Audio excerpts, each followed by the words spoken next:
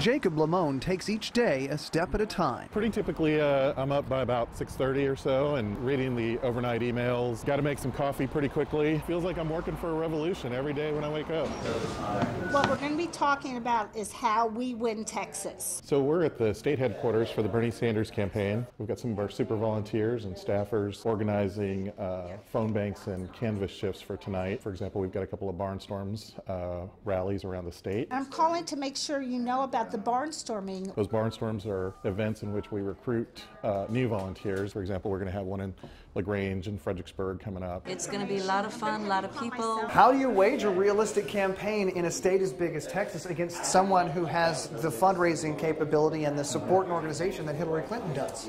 Well, our volunteer base is really going to be the equalizing factor. We've had thousands and thousands of people volunteer. We have converted what was thought to be a fringe campaign to a campaign which has the establishment shaking. They are shaking.